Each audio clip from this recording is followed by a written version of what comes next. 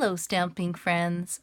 I'm Karina with karinascreations.com, and I'm going to show you how to do a wreath technique using the Stamparatas to create this cute card. So today I've used a stamp set called A Big Thank You. It's on page 122 of the catalog, and it's $22 if you live in Canada. And I've made so many cute cards with it, and I've sort of featured it on my blog this week.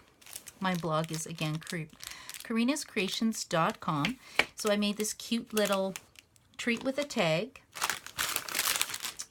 And then there was this card that was cased from the catalog. And the nice thing about the stamp set is it does have a coordinating framelit. And the framelit says, thank you. And then you can get this as a bundle, the 2 pieces. I'm not sure what the cost is, but I would have the information on my blog. So this is kind of fun because I went and stamped the little flower images in Versamark ink and embossed it with clear embossing powder. These are the new little star sequins that we sell as well, and some new ribbon. This designer series paper, super cute. This is another card that was made where you emboss part of the thank you. And these samples were made by my friends Brenda and Donna as well. We made a sample board with this set at our last event. This cute card, we used the thank you as a stencil and then spritzed with Bermuda Bay ink, which is super cute as well.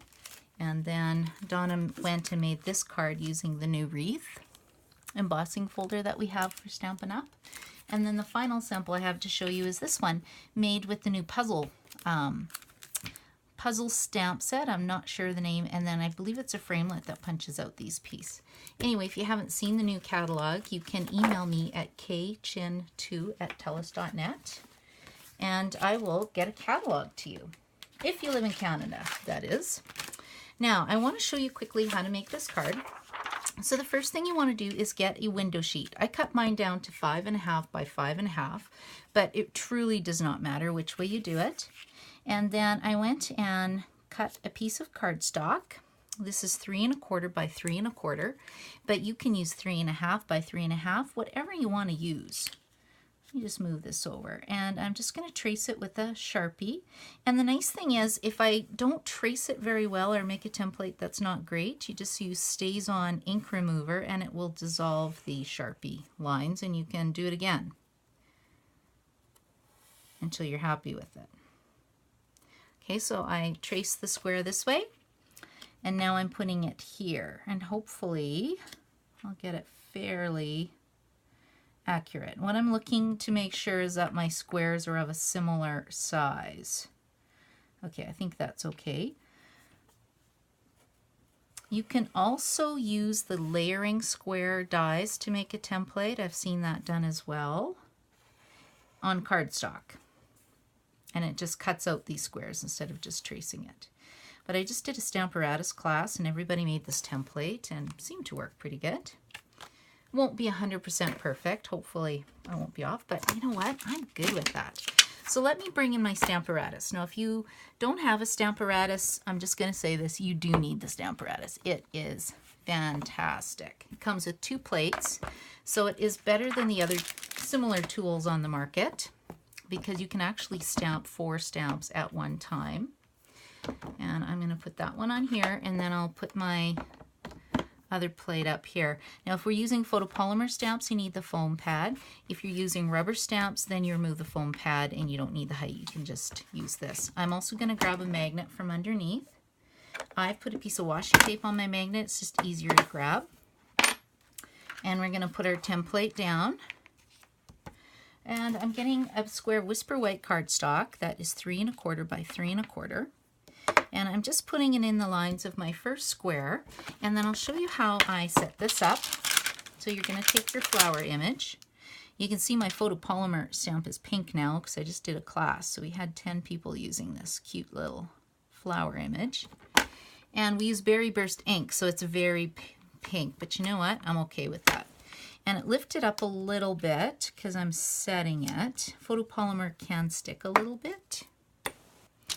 Okay, so we'll get this one, and then we'll take the Berry Burst ink, and then we're just going to ink it up. Now to ink it up so you don't get ink everywhere, this is my tip. Get an extra stamp case, put it underneath, and then your plates are flat. Okay, and then we're just going to close it up and put our first image right there. Now I want to get the outline image on as well.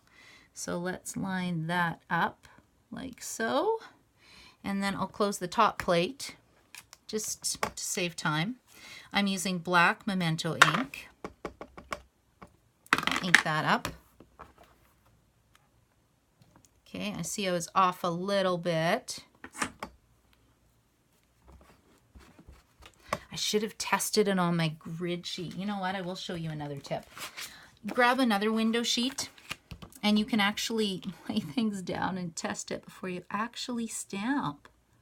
And if you don't have a window sheet, this is actually my imaging sheet from my old Stampin'up. So if you have a Stampin'up, don't throw it out. And then you can test it and see if you like that. Yeah, I think that's going to be better. Okay, move that out of the way now. Now this is kind of the magic with this template. So I am turning it 1/4 of a turn and lining it up in the next template. And then I'm going to stamp again. And then I'll put my outline image. Let's see if I did a better job with this one. Yep, I'm happy with that. And then we'll turn it around again. Can you see how the wreath shape is actually working now?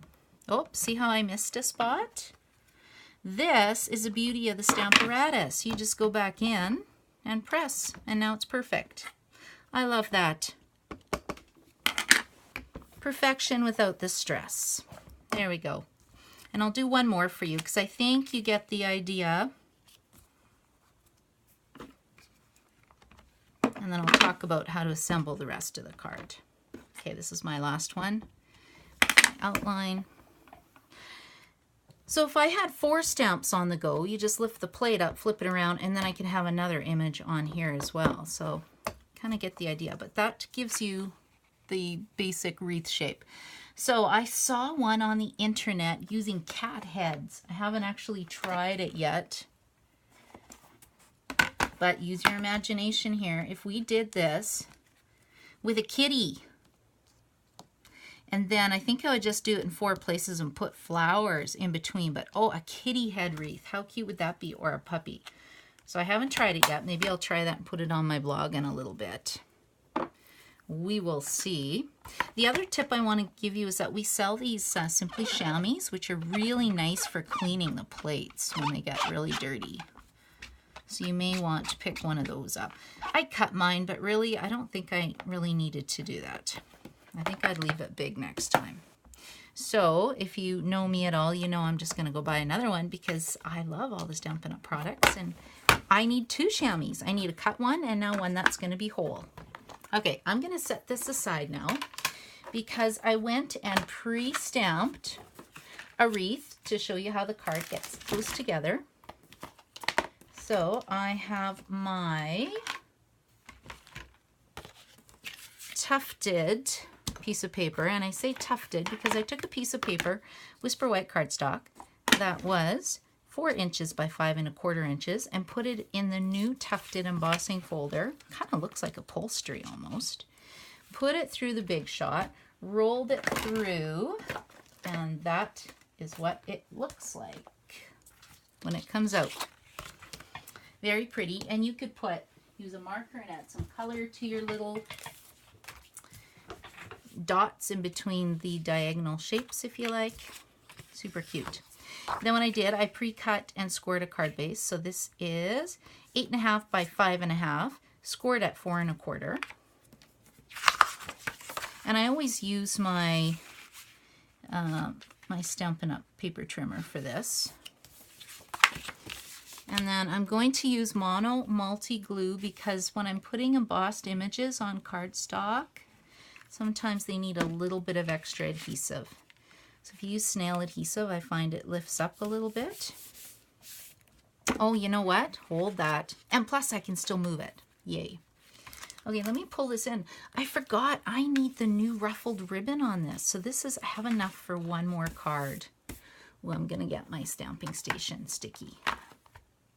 Okay, I'm gonna go like this. Don't watch because I'm gonna clean this after, but this is what I'm doing.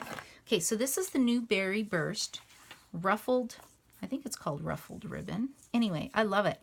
I ran out. I did a ribbon share, and this is all I have left. And honestly, I'm sad. I need more of this. I might have to go and expedite an order now. Because really, do I want to wait for this ribbon? I don't think so. Whoops. Okay, we're going to put tear and tape adhesive down here. I have to say, this is not my best stamping day. Sometimes I have amazing stamping days. This one's almost making me laugh. It's almost comical. Okay. Let's put this down right about here, like that. And now, because I have ribbon there, I think I am going to grab some mini Stampin' Dimensionals. You can use big Stampin' Dimensionals. I find if you come to one of my classes, I add Stampin' Dimensionals to a lot of things. I love it because everything sticks, pops it up, adds an extra layer of dimension. Just makes your cards look really, really super cute. Okay, this is shaping up a little bit better now. Hooray! There we go. So the card base is done. And then I've already pre-done my wreath. And I'm going to attach that to some Berry Burst cardstock. And this piece is 3.5 by 3.5. Because whenever you layer your cardstock pieces, this is 3.25 by 3.25. You just bump it up 1/4 of an inch and it makes a perfect layering piece. Okay, and now again, let's pop that up because everything just looks a little bit cuter when it is popped up. There we go. Yeah, I'm really gonna have to try that kitty image now. I think that would be really fun. Okay, and then we put that here. And then to get the sentiment, we are using Thank You. And again, I mean, this stamp set, tons of pieces. I'm so excited about this. There are just so many combinations that we can do. Okay, let's get the Thank You. Mount it up. And I have a scrap of white, Whisper White cardstock. We'll grab black Memento ink. Pop it on there. And I have a 1-inch circle punch that I'm going to punch out. And then I'm grabbing some Granny Apple Green cardstock to do my next punching. So I am using the 1 1/8 scallop circle punch. And then I'm also punching the 1 3/8 of an inch scallop circle punch. And I can actually use my snail for this piece. Snail this on like so. No, I want the littler one first because I thought if we popped it up, it would look super cute again. So in comes my Stampin' Dimensionals. I have a lot of these in stock. I go through so many. And then add another one at the back. Look how cute this card is. Isn't that super cute? And then I'm just going to add one more little piece of the wrenched ribbon. Oh, where is it ruched? I don't know. I better take a look. I just know it's ruffled. Anyway, this pink stuff is amazing. Highly recommend it. There, I'll just call it pink stuff. There we go. Berry Burst. And actually, this ribbon comes in all the in colors from last year. So there is my super cute card. I showed you how to make the template. This is another template that I made, and I just did one size that was 3 inches, one size that was 3.25. So now I've got actually 2 templates on here. So I hope I've given you some ideas and shown you how to make a wreath using the Stamparatas. And if you live in Canada, I would love to help you with your orders.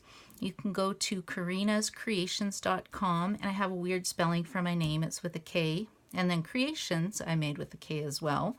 So hopefully you enjoyed the video, and we'll try this technique and this card. Happy stamping.